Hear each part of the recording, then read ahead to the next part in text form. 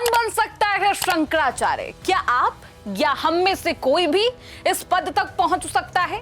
शंकराचार्य बनने के लिए क्या कोई सिलेबस है? क्या कोई पढ़ाई होती है? कोई परीक्षा होती है या फिर वर्षों का कठोर तप इसकी कसौटी है? आखिर किस प्रक्रिया से होता है शंकराचार्य का चयन और किस परंपरा के तहत मिलती है ये उपाधि?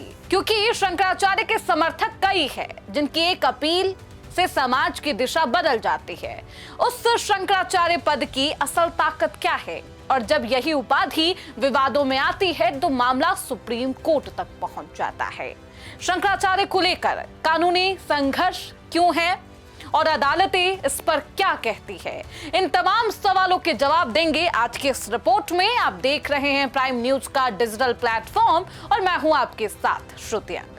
शंकराचार्य स्वामी अविमुक्तेश्वरानंद सरस्वती मौनी अमावस्या के पावन दिन संगम में स्नान नहीं कर पाए और इसके बाद उन्होंने खुलकर सरेआम आरोप लगाया कि प्रशासन की वजह से वो आस्था की पावन डुबकी नहीं लगा पाए, वंचित रह गए। उनका कहना था कि ये सिर्फ एक व्यक्ति को रोकने का मामला नहीं है, बल्कि धार्मिक भावनाओं को ठेस पहुंचाने जैसा है। इसी बयान के बाद से शंकराचार्य स्वामी अविमुक्तेश्वरानंद लगातार चर्चा में हैं, कभी प्रशासन से टकराव को लेकर तो कभी अपने तीखे और तल्ख बयानों को लेकर, और अब उनकी शंकराचार्य की उपाधि भी सवालों के कटघरे में है। ऐसे में एक बेहद अहम सवाल यही है कि आखिरकार शंकराचार्य की उपाधि किसे मिलती है, कैसे मिलती है, कौन बन सकता है शंकराचार्य? चलिए पूरे मामले को बिल्कुल आसान भाषा में आपके लिए डिकोड करते हैं। दरअसल शंकराचार्य कोई नाम नहीं बल्कि एक पद है, एक उपाधि जो हिंदू धर्म में सर्वोच्च मानी जाती है। धार्मिक मान्यताओं के अनुसार इस परंपरा की शुरुआत आदि शंकराचार्य ने की थी। आदि शंकराचार्य महान दार्शनिक थे और सनातन धर्म के प्रचारक थे, जिन्हें जगत गुरु कहा जाता था। उन्होंने देश के चारों दिशाओं में 4 मठों की स्थापना की थी ताकि पूरे भारत में सनातन धर्म को एक सूत्र में बांधा जा सके। उत्तर में ज्योतिर्मठ, दक्षिण में श्री गेरी मठ, पश्चिम में द्वारका मठ और पूर्व में गोवर्धन मठ। इन चारों मठों के प्रमुख को ही शंकराचार्य कहा जाता है और यही वजह है कि शंकराचार्य को सनातन धर्म का सबसे अहम हिस्सा माना जाता है, धर्म गुरु माना जाता है। अब सवाल उठता है, आपके मन में भी सवाल होगा, कोई भी शंकराचार्य बन सकता है क्या? इसका जवाब है नहीं, बिल्कुल भी नहीं, कतई नहीं। शंकराचार्य बनने की कुछ बेहद कठोर धार्मिक शर्तें हैं और परंपराएं होती है। सबसे पहले व्यक्ति को सन्यासी होना है, यानी उसे गृहस्थ जीवन पूरी तरीके से त्यागना होगा। इसका मतलब है कि वह शादी, परिवार, संपत्ति और सांसारिक जिम्मेदारियों से पूरी तरीके से दूर हो जाता है। सन्यास लेने के दौरान मुंडन कराया जाता है, अपना पिंडदान किया जाता है, रुद्राक्ष धारण किया जाता है और आजीवन ब्रह्मचार्य का संकल्प लिया जाता है। शंकराचार्य बनने के लिए केवल सन्यास ही काफी नहीं, धार्मिक मान्यताओं के मुताबिक व्यक्ति का ब्राह्मण होना अनिवार्य है। इसके साथ ही उसे संस्कृत भाषा का गहरा ज्ञान हो, चारों वेद, चाहे वेदांग, उपनिषद, वेदांत और पुराणों का भी अध्ययन किया हो, ये भी बेहद महत्वपूर्ण है। आसान शब्दों में कहे तो शंकराचार्य बनने वाला व्यक्ति धर्म और शास्त्रों का चलता फिरता भंडार माना जाता है।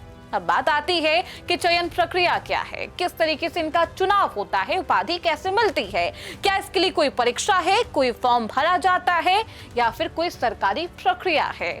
जवाब है नहीं और बिल्कुल भी नहीं। शंकराचार्य की नियुक्ति गुरु शिष्य परंपरा से होती है, यानी जिस मठ के शंकराचार्य होते हैं वे अपने जीवन काल में ही अपने किसी योग्य शिष्य को उत्तराधिकारी के रूप में चुनते हैं। लेकिन ये फैसला अकेले शंकराचार्य नहीं लेते।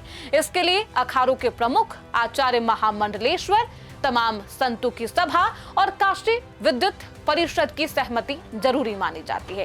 इन सभी की स्वीकृति के बाद ही किसी को शंकराचार्य की उपाधि दी जाती है और यही वजह है कि शंकराचार्य बनने के बाद उस व्यक्ति के लाखों समर्थक हो जाते हैं। धर्म से जुड़े किसी भी सवाल, विवाद या दुविधा की स्थिति में शंकराचार्य के राय को बेहद अहम माना जाता है। उनकी ही बात का महत्व होता है। उनसे अपेक्षा की जाती है कि वह बिना किसी डर, दबाव या राजनीतिक प्रभाव के धर्म के अनुसार सच बोले। लेकिन जब यही उपाधि विवादों में आती है तब मामला सिर्फ धर्म तक सीमित नहीं रहता। अब मौजूदा विवाद की बात करें।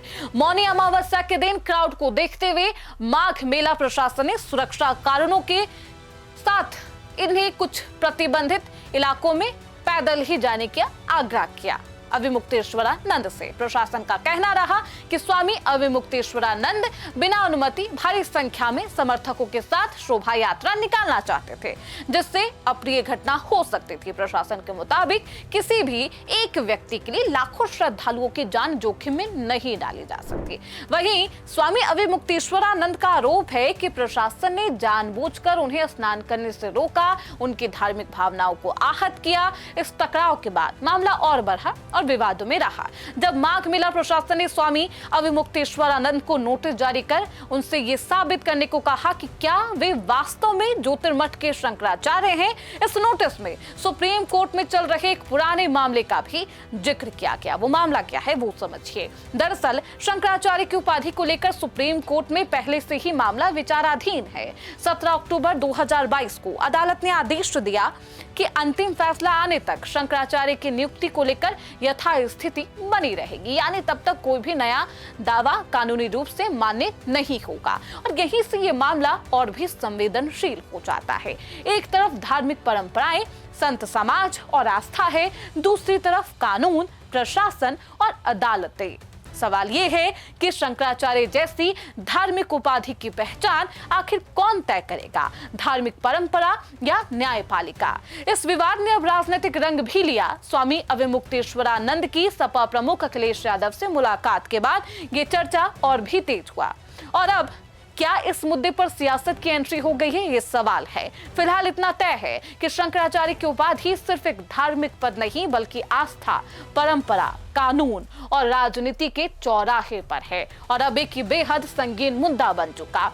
अब सबकी नजरें सुप्रीम कोर्ट के फैसले पर है जो ये तय करेगा कि शंकराचार्य कौन हो सकता है और उसकी वैधता का अंतिम आधार क्या होगा। अविमुक्तेश्वरानंद सरस्वती जो कि अखिलेश यादव से मुलाकात करते हैं, जिनसे ये पूछा गया है कि शंकराचार्य हैं अगर वो तो उपाधि दे, कोई दस्तावेज दे, वो सबूत पेश करे। क्या सबूत पेश करते हैं देखना बेहद दिलचस्प होगा। फिलहाल इसी के साथ मुझे दीजिए इजाजत। देखते रहिए प्राइम न्यूज का डिजिटल प्लेटफॉर्म। जय हिंद, जय भारत।